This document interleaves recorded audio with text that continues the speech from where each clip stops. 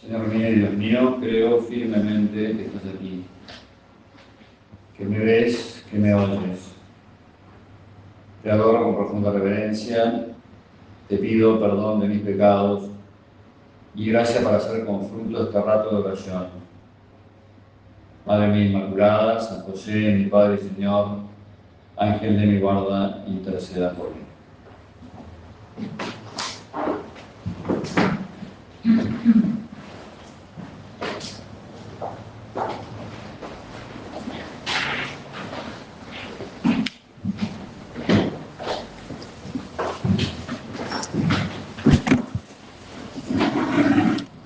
El tiempo de Cuaresma es un tiempo de preparación para meditar, para contemplar el misterio pascual.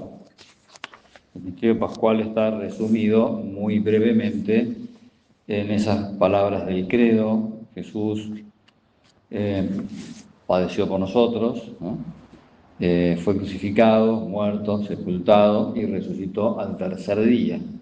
El misterio pascual es el misterio de la pasión, muerte y resurrección de Jesús. Que así podríamos decir resumido, podríamos decir como muy escueto, muy frío, ¿no? Pero está bueno que nosotros nos preguntemos, que nosotros nos interroguemos un poquito acerca del por qué. Está bueno que los seres humanos nos preguntemos, ¿no? ¿Por qué suceden las cosas, los motivos, las causas de aquellas cosas, ¿no? Una respuesta a esta pregunta es lo que dice San Pablo: Cristo murió por nuestros pecados y fue resucitado para nuestra justificación. Los hechos ya están, ¿no es cierto? Padeció, fue por los Pilatos, fue crucificado, muerto, sepultado, resucitó. Pero ahora viene esta otra respuesta.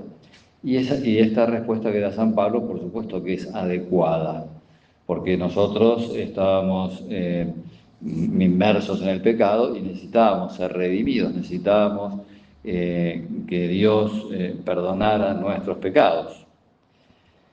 Ahora, podríamos nosotros seguir preguntándonos, ¿y por qué murió? ¿Por qué padeció?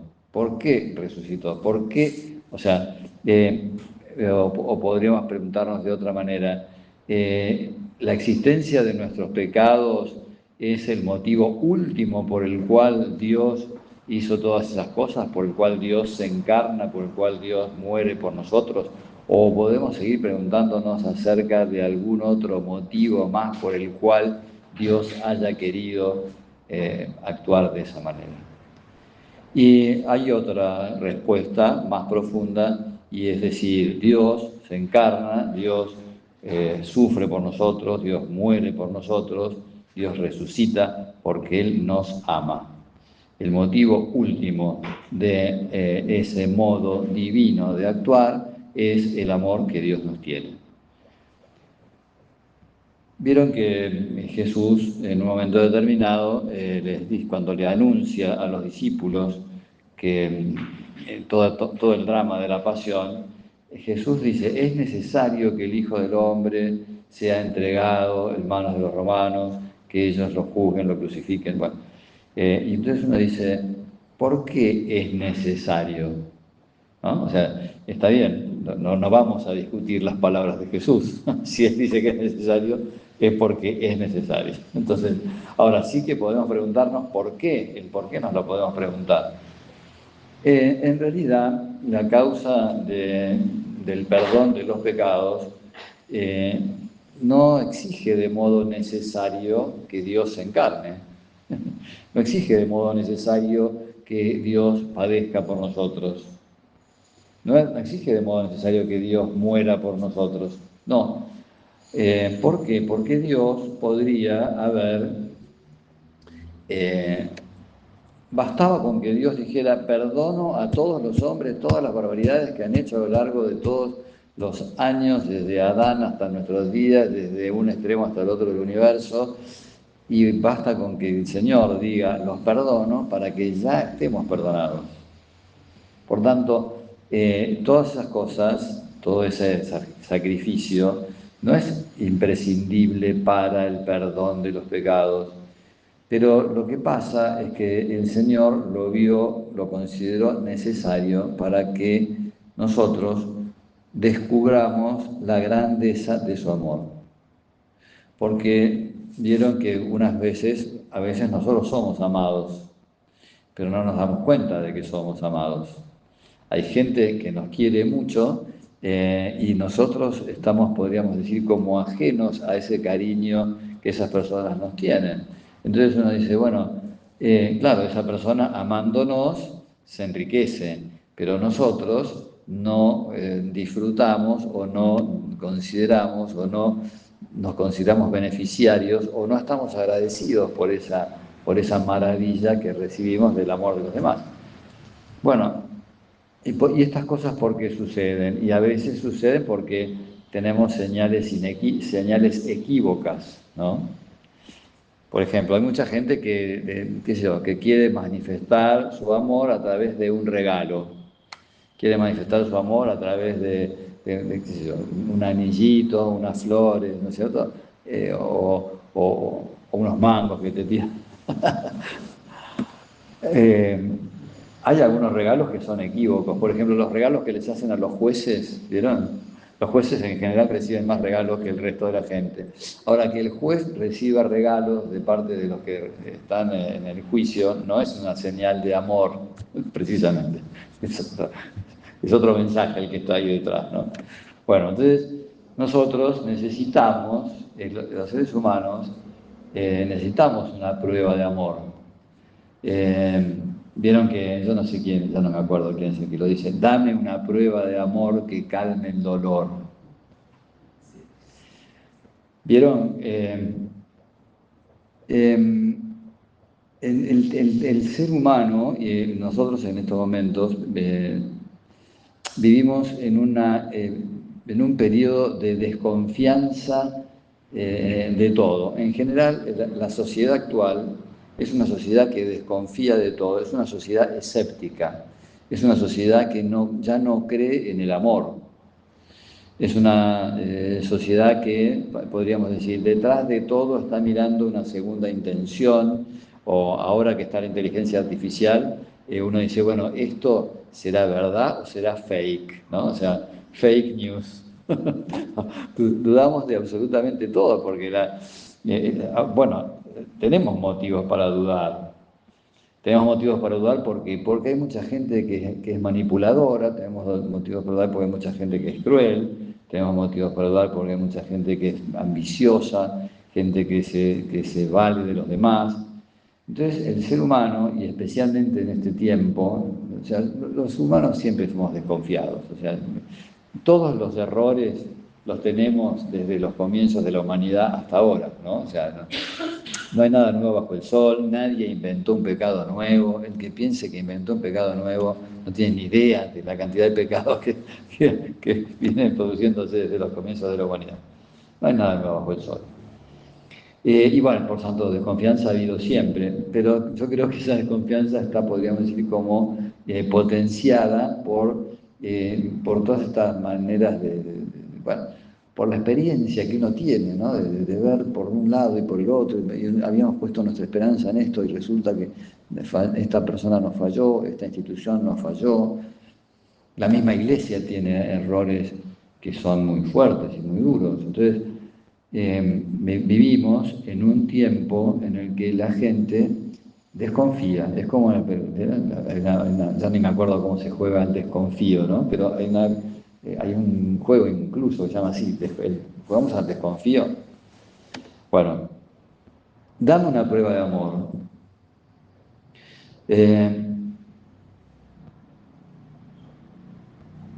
Me acuerdo ahora, me viene a la cabeza la historia de una mujer polaca que escribió un libro. Ella tenía una relación maravillosa con Karol Wojtyla. La historia de esta mujer es la siguiente. Ella era una médica joven que estaba en la época de la invasión de los nazis. pasa a la resistencia armada, pero ella la toman presa, la llevan a un campo de concentración y en ese campo de concentración ella contempla todas las crueldades imaginables, ¿no? O sea, lo inimaginable ella lo vio y vio todos los horrores de los campos de concentración, que no los voy a resumir yo ahora porque son irresumibles, podríamos decir. Pero bueno, todo lo que vamos sabiendo acerca de lo que fue la crueldad, la bajeza, la miseria, todo, ¿no? Todo. Ella lo vio y no solamente lo vio, sino que también lo padeció en su propia carne, porque también de alguna manera ella fue como conejillo de indias para los experimentos que hacían los médicos nazis, fue sometida a distintas operaciones, bueno, y le quedaron huellas, ¿no es cierto?, de todo eso en su cuerpo, ¿no? Bueno, esta mujer sobrevivió al exterminio y ella cuenta que había perdido la esperanza, había perdido, sí, la esperanza y la fe, había perdido la fe en la posibilidad de que el ser humano fuera capaz de hacer el bien. O sea, había experimentado tanto mal a lo largo de su vida que le parecía imposible que el ser humano tuviera esa capacidad para hacer el bien. Y bueno, eso la llevó a estar al borde de perder la fe. Y entonces iba hablando con sacerdotes, pero ella cuenta como que los sacerdotes, las cosas que le decían los sacerdotes no le llegaban al fondo. Tendría que volver a repasar esa historia, ¿no? Y ver mejor cómo lo cuenta ella, pero la idea general que yo saqué de la lectura así de esos párrafos es que como que como que los sacerdotes estos no habían tenido esa experiencia, no habían vivido esa experiencia, como que no estaban a la altura de lo que había sido su sufrimiento, ¿no? Como para darle una respuesta. Hasta que se encontró con Karol Wojtyla.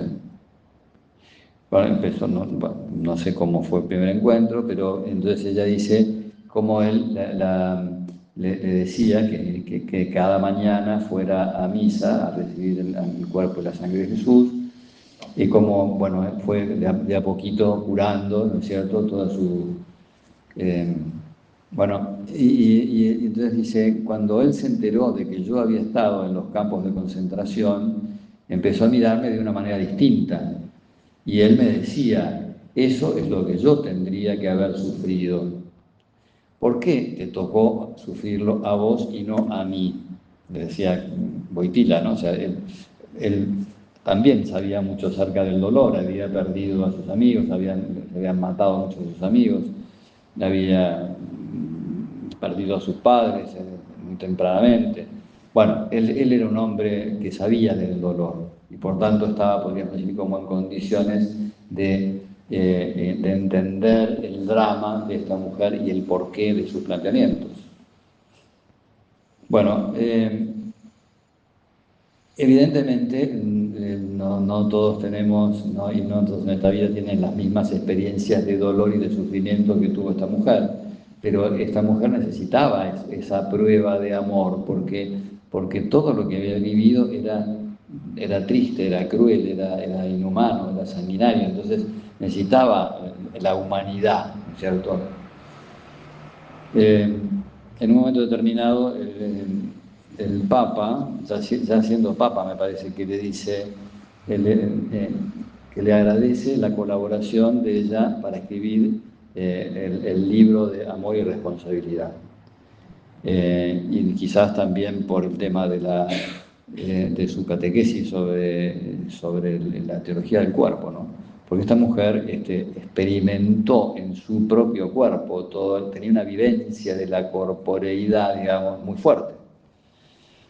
Bueno, entonces todo el tema de la dignidad de la persona, todo el tema del modo de tratar a la persona, bueno, todo esto parece ser como ella ha tenido mucha influencia. En un momento determinado él le dice, porque mi libro, tu libro, ¿no? Se ve que tuvo una influencia enorme. Bueno, dame una prueba de amor. O sea, el ser humano que ha sufrido, que ha sido decepcionado, necesita, podríamos decir, garantías. Porque, fíjense, ¿qué es lo que nos dice San Juan? San Juan nos dice, Dios nos amó primero. Interesante, ¿no? Dios nos amó primero. Dios nos amó antes de que nosotros estuviéramos convertidos. Dios nos amó antes de que nosotros existiéramos. Porque la creación ya es un acto de amor de Dios, ¿no? La creación es un acto de amor de Dios. Y por tanto, eh, antes de que pudiéramos tener ningún mérito, Dios ya nos está dando el ser, ya nos está llamando a la existencia sin que nosotros hayamos hecho nada previamente, sin que nosotros hayamos podido merecer venir a este mundo. Yo siempre digo, hagamos un poquito de memoria, intentemos acordarnos de qué cosa buena hicimos antes de venir a este mundo. Creo que no hicimos nada. No me equivoco cuando hago ese desafío. Bueno, el ser lo hemos recibido gratuitamente. Dios es el único ser que puede dar todo gratuitamente, sin necesidad de recibir nada. Todos nosotros, en el ser humano, el amor siempre es una mezcla de dar, pero también de recibir. Es decir, tenemos necesidad de recibir. ¿Por qué tenemos necesidad de recibir? Tenemos necesidad de recibir porque somos indigentes. ¿Por qué somos indigentes? Porque somos criaturas, no somos perfectos. Tenemos necesidad del alimento, tenemos necesidad del aire para respirar, del agua para subsistir, tenemos necesidad de miles de cosas, ¿no? Bueno, por ese motivo algunos decían que Dios no amaba a su creación, porque Dios no necesitaba, como Dios es el ser perfecto y no necesita de nadie, entonces haciendo una especie de transposición de lo que le pasa al ser humano, que su amor es una mezcla de necesidad con el dar y recibir.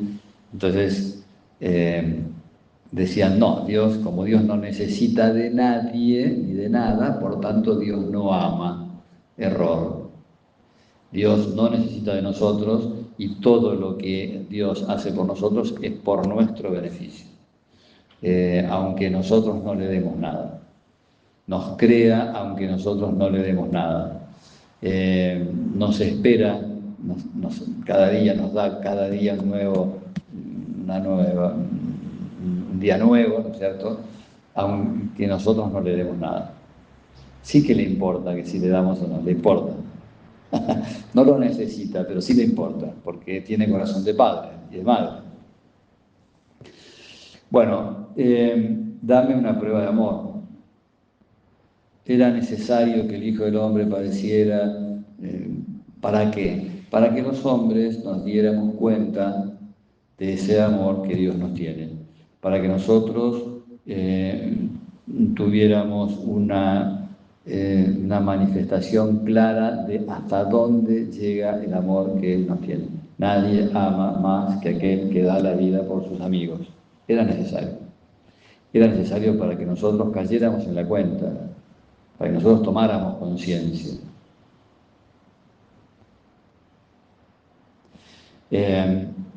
Alguien decía, donde más resplandece la gloria de Dios es en la cruz.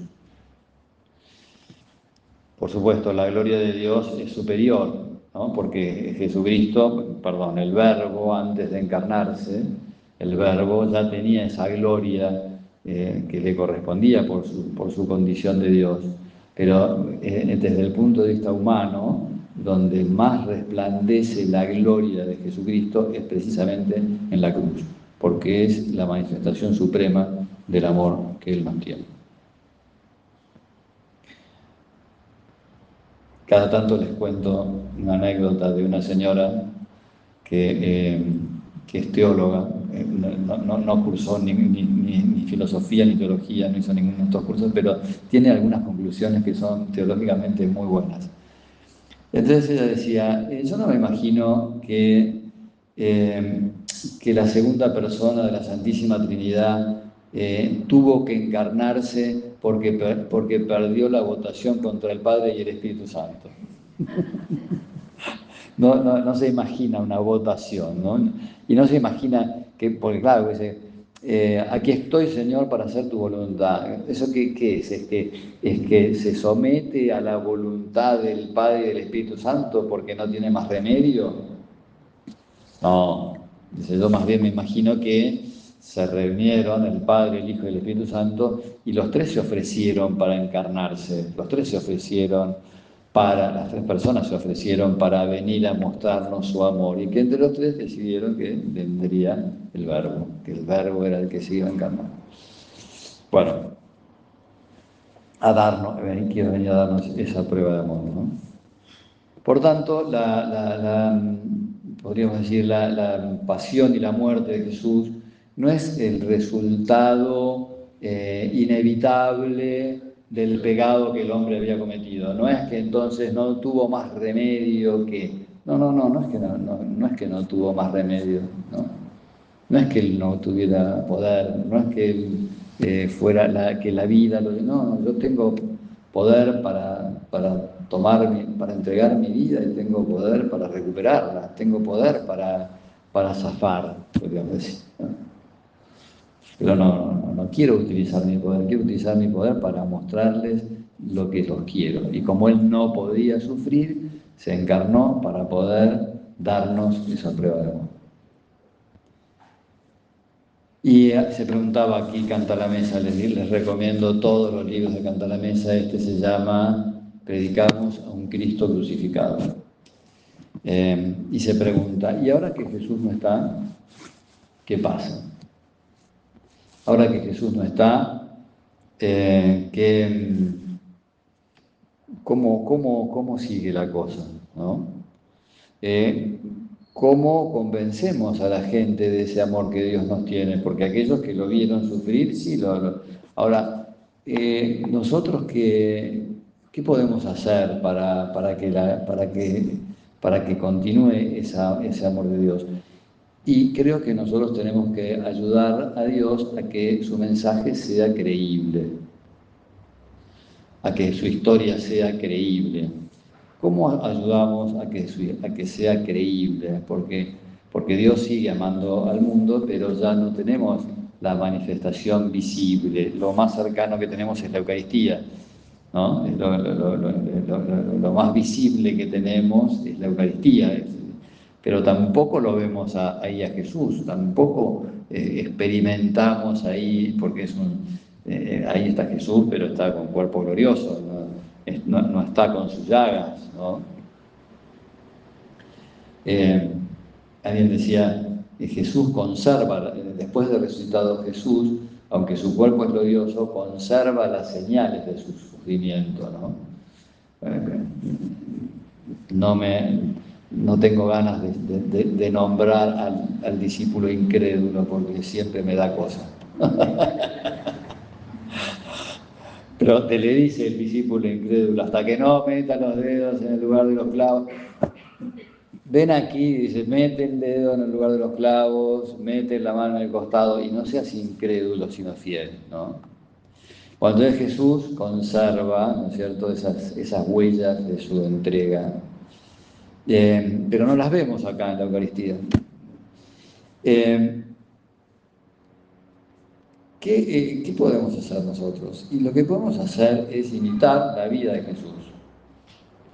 No es necesario que seamos crucificados para eso, ¿no? Pero lo que más podemos hacer es imitarlo en esa actitud suya, en esa manera suya de vivir.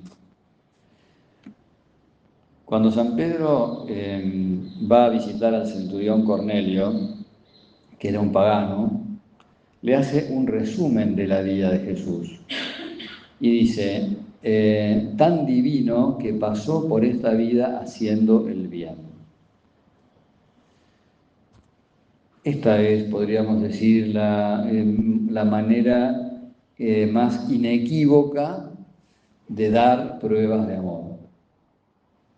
Porque uno puede decir, ¡ay, qué simpático! Hola, hola monito, hola, nena. ¿Vieron? Hay gente que, además hay gente que es más falsa, hay besos que son más falsos que el de Judas, o sea, y tremendo, ¿no? O sea, ahora, cuando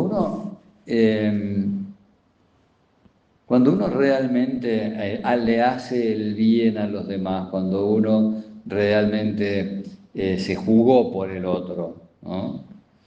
Nosotros, una de las cosas más claras que vemos es cuando realmente nos damos cuenta que lo nuestro le importa al otro. A veces podemos decir, bueno, que lo nuestro le interesa al otro, también es un término que también se puede malinterpretar, ¿no? Al otro le interesa lo mío. Hay gente que es amiga de lo ajeno, por ejemplo. Entonces, que a otra persona le interesa lo mío puede entenderse en ese sentido. Pero cuando uno se da cuenta de que al otro le duele lo que a mí me duele, que al otro le alegra lo que a mí me alegra, ahí nos sentimos queridos. Ahí sentimos, podríamos decir, que hay una prueba de amor. Que ahí realmente uno está descubriendo el fondo del corazón. En ese modo de actuar es donde se manifiesta lo que hay en el fondo del corazón de las personas. Y esas acciones y esa manera de ayudar a los demás es precisamente la manera en que nosotros podemos hacer creíble el mensaje de Jesús, ¿no?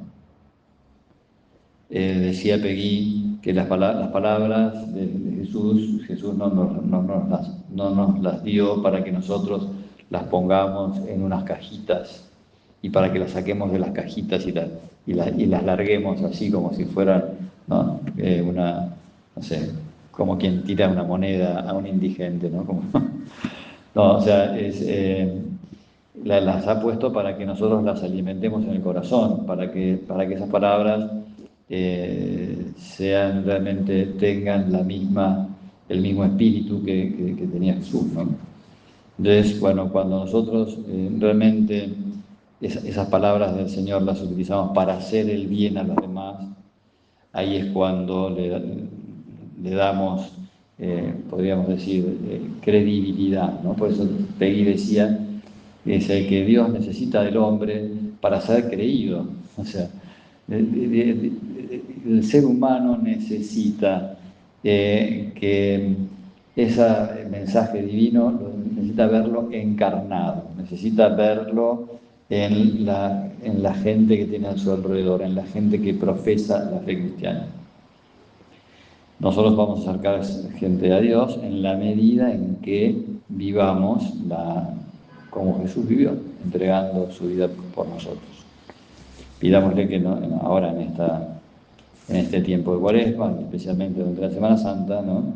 Que nos ayude también como a entregar nuestra vida a los demás como testimonio de esa vida que Él entregó por nosotros.